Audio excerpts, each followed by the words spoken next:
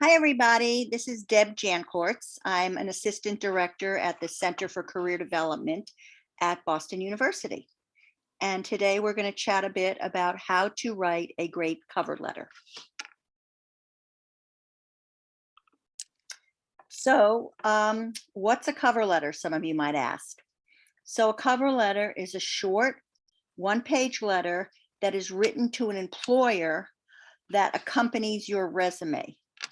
Even if a cover letter isn't required by the employer or the organization, we at the CCD highly recommend that you include one anyway. So, what's the purpose of the cover letter? The purpose of the cover letter is to demonstrate that you know something about the employer or the organization. It's also written to target some special skills or interests or experiences you have that may or may not be on your resume. It's a place you can also talk about some unique qualities that you want to represent about yourself. And it's a great way for the employer to see how you communicate in writing. So it's a document that can also showcase your written communication skills. So we like you to tailor your cover letter to your individual situation. So we want you to know the role. Review the job description or the internship position or job description or the fellowship position. Review it carefully and connect your background to what is needed in the actual role. We want you to know a little bit about the organization while you're writing. So you can look at their website, look at social media, search on Career Shift or Handshake, or talk to people you know or in your network who might know a little bit about the organization. Know the industry also. So you want to know what keywords might be important for you to write about. You want to show how your passion, your skills, your experience match what the industry is looking for. Okay, so what's the anatomy of a cover letter?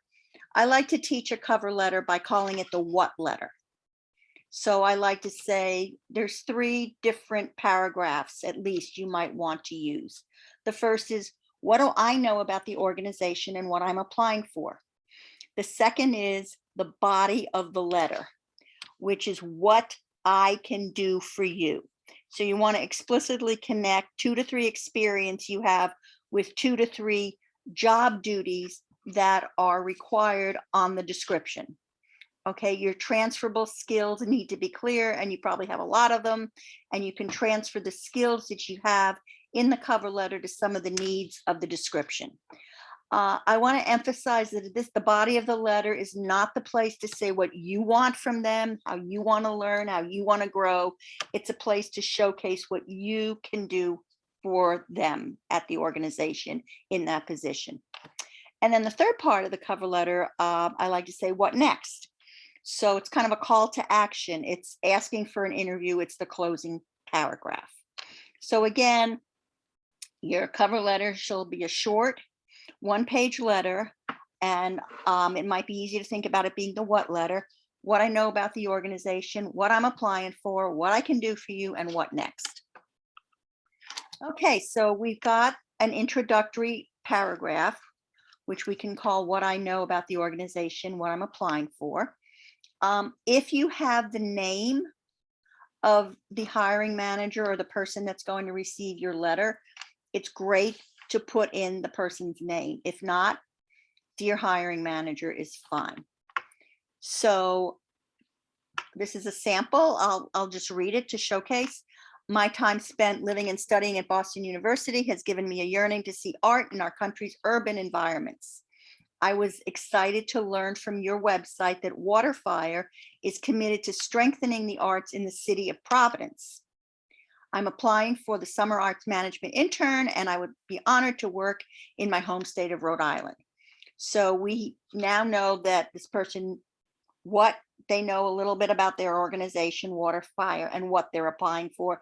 And they put in an extra, I think, an added bonus about the person is living in Rhode Island and they'd like to give back to that state. Okay, here's another sample of an introductory paragraph about what I know about the organization and what I'm applying for. This person has the hiring manager's name, Miss Coleman. So, dear Ms. Coleman, after reading the article in Boston Business Magazine about your successful public relations campaign for the tall ships, I immediately went to your website to read more about Cambridge Productions. So they're saying again, they saw their organization, got excited about it, and read something about it. This really goes a long way with the employer to show that you've done a little bit of research and homework about them that you cannot showcase on a resume. So then they say you listed an opening for an internship at in your public relations division, and they go on continue to say that they're a junior and that they're attaching their resume to apply for that position. So again, a little bit about what I know about the organization, what I'm applying for in the introductory paragraph. Okay, now we get to what I call the meat of the letter or the body paragraph or paragraphs. I wouldn't use more than 2 paragraphs in the body of the letter. And we're going to concentrate on what I can do for the organization. So again, I'd like to stress that you read the job description, make a note of maybe 2 or 3 skills or requirements that they have that you can transfer or use because of your background, skills, volunteer work, internships, whatever. So these are 2 samples of the body paragraphs with a little bit of explanation about what this particular writer can do if they are in this particular internship or job. Okay, I won't read this again, but you have access to this so you can see how they talk about their current role or their previous roles and how they can transfer this. The second paragraph, I really like to highlight this attention to detail and experience will transfer in my role as human services coordinator. So you can show the employer how you've got some skills and that they are transferable from one position or one class or one volunteer experience into their job. Okay, the closing paragraph or what next? Next steps. So again, you can personalize it a bit. You want to thank them for considering you for a certain position. You want to let them know you've enclosed your resume. You also might want to put your email and your phone number there. I think that's the best place to put it is in the closing paragraph. Some people have headers on their letters that match the headers on their resume. That's fine, but you also might want to just throw your contact information into the closing paragraph. So thank you, contact information.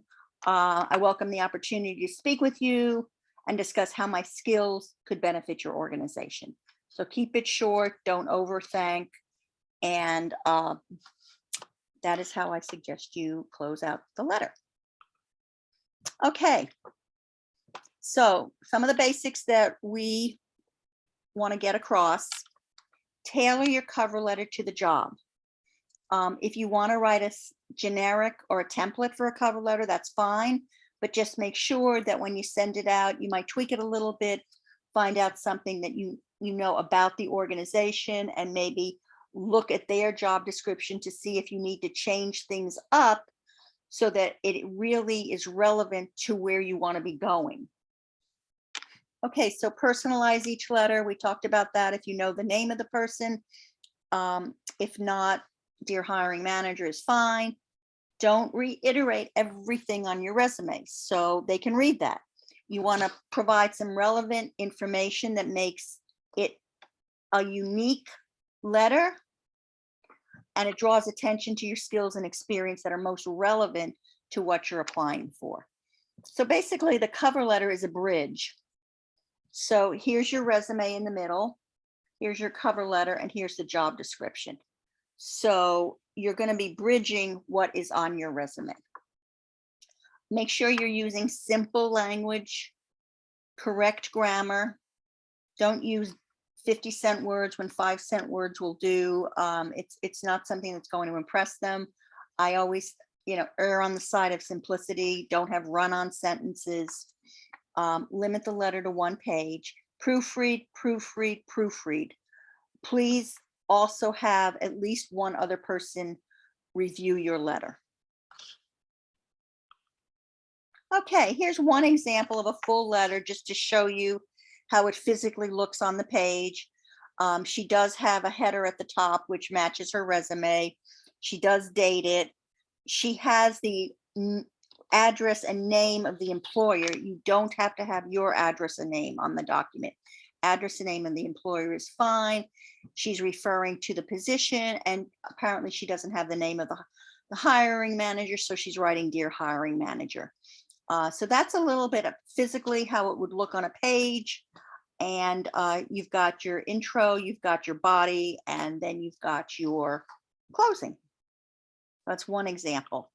Another example is a shorter example, which is fine too. Don't feel you have to fill up a whole page.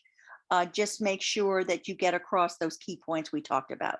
And again, this person has the name of the potential hiring manager, so she's included it there. And she's got her intro, her body, and her closing paragraph. Okay, so we are in the building for the Yawkey Center for Student Services. We have cover letter reviews along with resume reviews. You can go down to the link where it says review information to find out when you can make appointments for resume and cover letter reviews. They're during the fall and spring semesters in the Yawkey building on the first floor. Throughout the year, the career counselors and the career intern also provide 15-minute resume and cover letter reviews. You can also access a cover letter review through Handshake, or you can go to our events calendar and sign up for a cover letter workshop. Okay, I hope this has been an easy way to learn about cover letters, and you can always contact us for appointments in person in the variety of ways that I just mentioned. Thanks so much. See you soon.